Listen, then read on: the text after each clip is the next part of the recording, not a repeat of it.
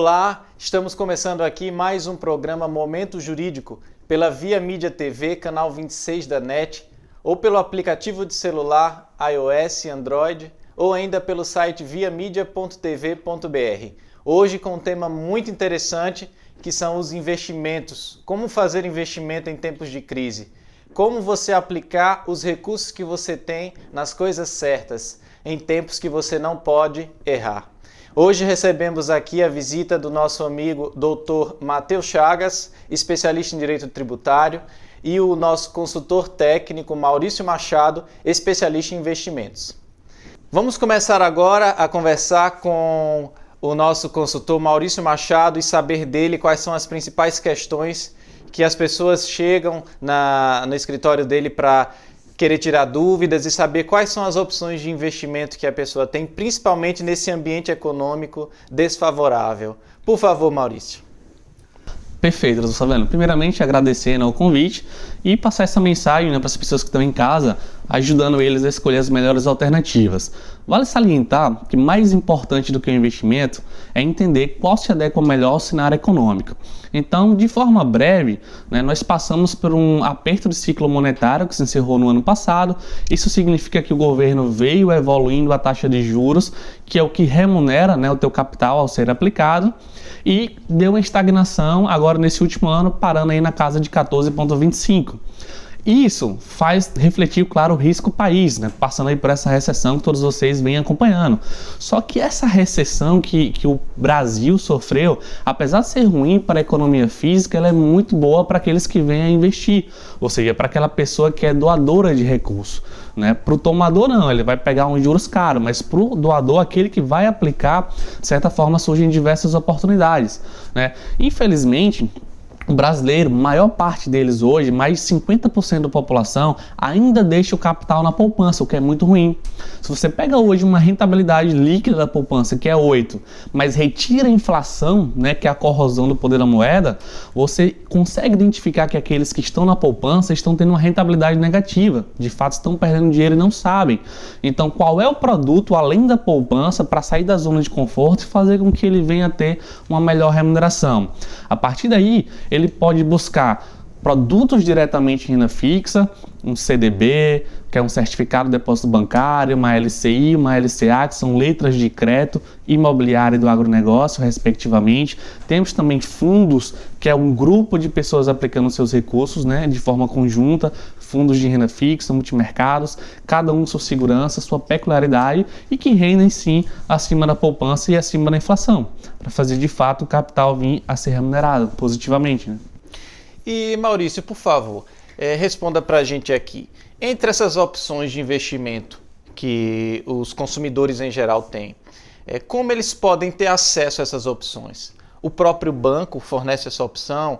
É uma corretora de valores? Explique para a gente como é que funciona na prática. Por exemplo, para quem nunca fez um investimento, nunca aplicou um recurso, o que ela faz? Porque a caderneta de poupança, como você mesmo falou, dizem que é um dos piores investimentos, Então, explique um pouco para a gente quando eu tenho essa carteira de produtos, mas como eu posso ter acesso a esses produtos? Me diga qual é o supermercado dos investimentos. Perfeito. Para quem já tem conta em banco, consegue identificar que existe ali uma área de investimentos. Só que ele tem que ter muito cuidado pela questão da imparcialidade. Quando ele é cliente do banco, ele tem que entender que muitas vezes o funcionário do banco está ali vendendo um produto para ele. Então, no próprio banco múltiplo, que tem carteira comercial e de investimentos, ele consegue ter acesso aos produtos de renda fixa, aos fundos de investimentos do próprio banco, da marca do banco, e acesso ao Tesouro Direto, que são os títulos do governo. Em contrapartida, existe uma nova modalidade aqui no Brasil, que já é antiga nos Estados Unidos, desde a década de 70, que são os shoppings financeiros de investimentos. É um local, uma instituição, uma CTVM, que é uma corretora de títulos e valores imobiliários, onde ele tem acesso.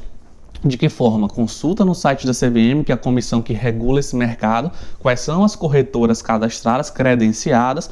Lá, identificando essa corretora através do site, ele consegue abrir uma conta virtual e nessas corretoras ele tem a vantagem da imparcialidade, ou seja, lá dentro ele encontra o mesmo produto, só que de diversas marcas, de diversos bancos, sendo assim, optando pela melhor remuneração e não estando refém de determinada marca X ou Y. Pois bem, agora vamos conversar com o Dr. Matheus Chagas sobre alguns cuidados que devemos ter quando a gente tem esse tipo de produto e o consumidor quer adquirir esse tipo de produto no seu site da sua corretora ou no próprio site do banco. Vamos falar agora com o Dr. Matheus. Dr. Matheus, me avise por gentileza quais são os cuidados que o consumidor tem que ter quando ele adquire um produto desse, principalmente em relação à tributação. Como acontece essa tributação desses títulos? Saviano, sua pergunta é muito interessante porque eu acho que essa é uma das questões principais que o investidor deve ter em mente na hora de escolher o tipo de investimento que ele vai fazer, né? Então, assim, via de regra, nós temos que o principal encargo que o investidor sofre na hora do investimento é o imposto de renda, né? E a depender do tipo de opção, do tipo de fundo que ele invista, do tipo de investimento que ele faça, a tributação vai ser diferente. Então hoje ela varia mais ou menos nos percentuais entre 15% e 22,5%, a depender do fundo e do tempo de duração desse investimento, mas a gente tem uma gama de opções, uma série de opções também que não sofrem tributação, ou seja, que são tributadas a alíquota zero do imposto de renda, que é o caso das LCIs e LCAs, as letras de crédito imobiliária e letras de crédito agropecuária. Então, isso é importantíssimo na hora do investidor escolher o fundo de investimento e se aconselhar junto ao seu gestor e ao seu advogado para que ele saiba exatamente quais são aqueles fundos que não sofrem tributação.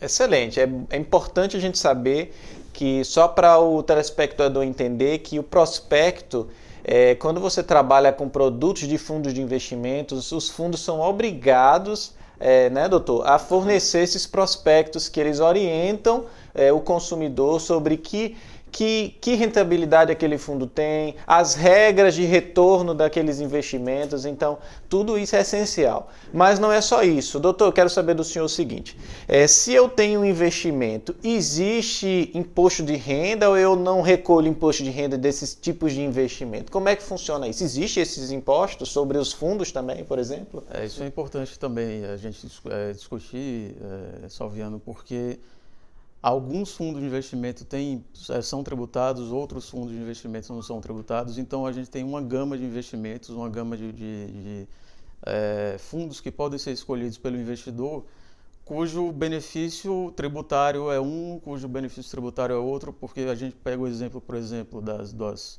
CDIs, das CDAs, certificado de depósito, certificado de investimento, que são tributados a alíquota zero, então o retorno para o investidor é líquido. Então é muito importante que a pessoa que vai adquirir um produto desse se certifique também, não é, doutor, de que existe ou não o dever de recolher imposto de renda, sob pena de você achar que vai ter uma rentabilidade X e, na verdade, aquela rentabilidade é a bruta, né? E não a líquida, que é quando você abate todos os tributos e os encargos que incidem sobre aquele investimento. E a gente ainda vai voltar também, doutor, para falar com o Maurício, mas era bom o senhor falar um pouquinho aí, eu não sei se existe isso ou se em todas existem comissões também dessas negociações. Isso também é cobrado, o consumidor precisa saber disso? Sim, claro. Isso inclusive está dentro do prospecto do fundo, dentro do regulamento do fundo constam as regras de remuneração dos gestores, né? Essas taxas variam aí, elas variam entre 1% a 3%, 4%, então isso é muito importante que o investidor saiba dessa taxa, porque vai influenciar diretamente. São as duas grandes despesas que o investidor tem na hora de fazer o investimento, é a taxa de administração do gestor e a tributação. A tributação hoje ela varia entre 15% a 22,5% do valor investido. Então é um aspecto relevantíssimo na hora de decidir a opção do investimento. Então é importante você, telespectador, que quer investir, ficar atento não só à rentabilidade bruta, mas também ao que é recolhido de tributos. E a gente vai continuar falando sobre esse tema investimentos no próximo bloco do Momento Jurídico pela Via Mídia TV, canal 26 da NET, viamídia.tv.br. Até o próximo bloco.